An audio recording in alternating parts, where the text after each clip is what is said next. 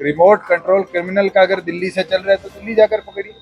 नहीं, सीएम का और मुख्यमंत्री का अगर दिल्ली में कंट्रोल है और आपके पास पता है रिमोट किसके हाथ में जाकर, तो उसको जाकर समझा दीजिए। ये घटना केवल मात्र कोई एक फाजिलपुरिया के साथ नहीं, ऐसी घटनाएं निरंतर अनेक बार प्रदेश में हुई।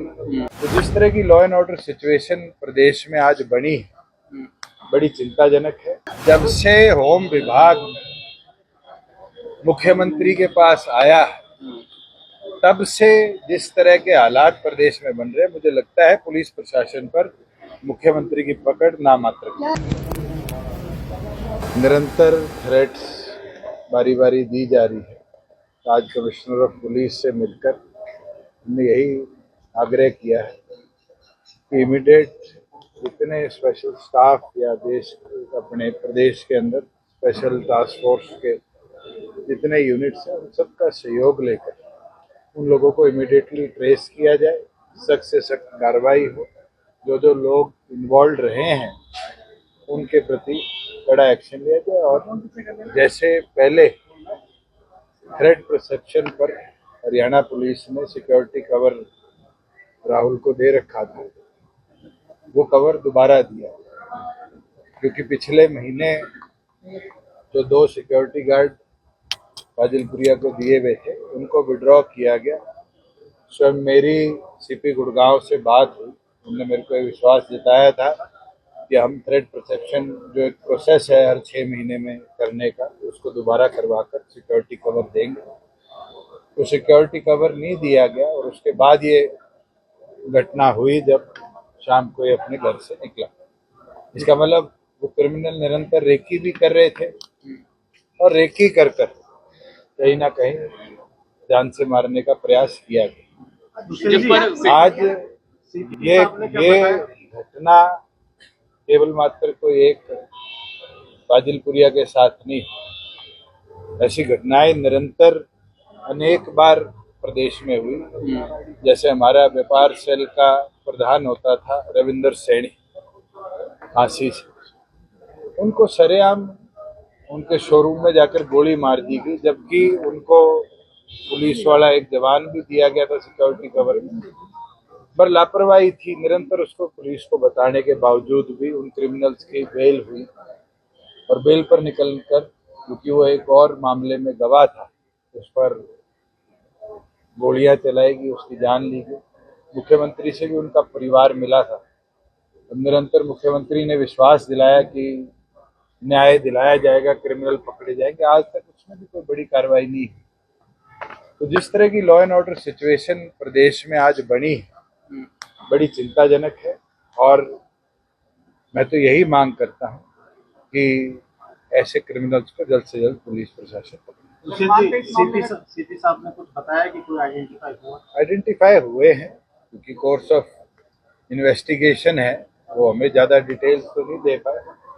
और मुझे विश्वास है कि जल्द उस पूरे सिस्टम को, जिसमें साजिशकर्ता और जिसने वारदात करी वो लोग इन्वॉल्व है, उन सबको पुलिस पकड़े। लगभग 9 दिन हो गए हैं अभी तक। वायरल है कि शायद किसी ने कुछ पैसों के लेन देन की बात। ये बात ना तो आप पुख्ता कर सकते ना मैं। आजकल सोशल मीडिया का क्या हालात है ये आपको मेरे से बेहतर पता है। जिस तरह से 9 दिन हो गए हैं, 9 दिन में अभी तक हमलावर जो है वो गिरफ्तार नहीं यही हो पाए हैं। चिंता का विषय था और इसलिए आज पूरा जननायक जनता पार्टी का परिवार एकत्रित होकर और कमिश्नर पुलिस से मिलने आए। उस समय तक आप सरकार में शामिल थे, अब और उस समय की लॉ एंड ऑर्डर आप क्राइम की रिपोर्ट उठा लीजिए। मैं तो ये मानता हूँ मनोहर लाल जी बेहतर मुख्यमंत्री थे, लॉ एंड ऑर्डर को तो कंट्रोल करे बैठे थे। वित्साम बेहतर होम मिनिस्टर थे कि क्रिमिनल उस समय प्रदेश के अंदर वारदात से तो बचते थे। जब से होम विभाग मुख्यमंत्री के पास आया तब से जिस तरह के हालात प्रदेश में बन रहे, मुझे लगता है पुलिस प्रशासन पर मुख्यमंत्री की पकड़ नामात्र है। देखिए, रिमोट कंट्रोल क्रिमिनल का अगर दिल्ली से चल रहा है तो दिल्ली जाकर पकड़िए। नहीं, सीएम का और मुख्यमंत्री का अगर दिल्ली में कंट्रोल है और आपके पास पता है रिमोट किसके हाथ में जाके, तो उसको जाकर समझा दीजिए कि अगर इसी तरह के हालात प्रदेश में रहे, वो दिन दूर नहीं होगा जब पंजाब या पुराने महाराष्ट्र या यूपी जैसे हालात हरियाणा में पड़ते। राहुल विकास बराला फायरिंग जो है वो पुलिस की लापरवाही है, जो थ्रेट आर्गुमेंट देखी जा रही है। देखो, बिल्कुल लापरवाही है। जब बारी बारी लिखित में पुलिस प्रशासन को दिया गया कि सिक्योरिटी विड्रॉ ना करी जाए और सिक्योरिटी विड्रॉ करी गई, साफ दिखता है और कितने कि इस तरह की घटना को अंजाम देने के लिए रास्ता बनाया। विकास बराला को असिस्टेंट एडवोकेट जनरल बनाया गया है, उन पर आरोप भी लगाया। गंभीर आरोप है सर, क्या कहेंगे आप? ये मुख्यमंत्री और एजी का प्रेरोगेटिव है और वो किसको चाहे, आपकी अगर 5 साल की प्रैक्टिस है और आपको बनाना चाहे बना सकते हैं। अब इसका जवाब तो मुख्यमंत्री दे कि उनने क्यों बनाया है। उपराष्ट्रपति का इस्तीफा हुआ है, राजनीतिक गलियारों में हलचल तेज हो गई है उसको लेकर। मुझे लगता है बहुत बड़ा सेटबैक है पूरी स्टेट के लिए और पूरे देश के लिए कि इस तरह की घटना प्रदेश के अंदर हुई, देश के अंदर हुई, जहां पहली बार हमारे जीवन में तो हमने देखा है कि उपराष्ट्रपति इस तरीके से इस्तीफा देंगे। उनने हेल्थ का हवाला दिया है, परमात्मा उनको और हेल्दी रखे, उनकी आयु लंबी रखे, मगर क्यों दिया है, इसके पीछे क्या है, ये तो धीरे धीरे आपके सामने चीजें आ जाए। सेशन के बीच में इस तरह से इस्तीफा अरे पहले दिन सेशन के बीच में भी नहीं। अगर इस तरह की घटना सेशन से पहले होती तो भी देश मान लेता। मैं तो स्वयं उनको हफ्ता पहले मिलकर आया था और बिल्कुल स्वस्थ मुझे दिखे, मगर हाँ, पीछे उनके सर्जरी भी हुई थी, सबको पता है, वो एम्स में भी एडमिटेड रहे थे। हम तो चाहते हैं कि वो लंबी आयु ले, हमारे बीच में मेंटर रहें, क्योंकि उनका राजनीतिक जीवन चौधरी देवीलाल जी के साथ शुरू हुआ था। जब चौधरी देवीलाल जी ने उनको पहली बार देखा और पूछा यहाँ कैसे, तो उनने कहा था मैं एक प्लीडर हूँ। तो चौधरी देवीलाल जी ने कहा था प्लीडर नहीं, पी हटा दे तो लीडर बनेगा।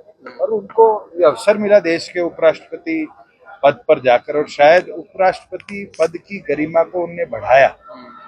मगर एकदम ऐसा घटनाक्रम होना ये अपने आप में एक बड़ा क्वेश्चन मार्क है। हेल्थ की बात उनने कही है, बिल्कुल उनकी तबीयत खराब रही है, मगर मुझे तो हफ्ता पहले स्वस्थ मिले हैं और मैं तो चाहूंगा कि वो इसी तरह स्वस्थ रहे और देश को गाइड करे। ठीक है।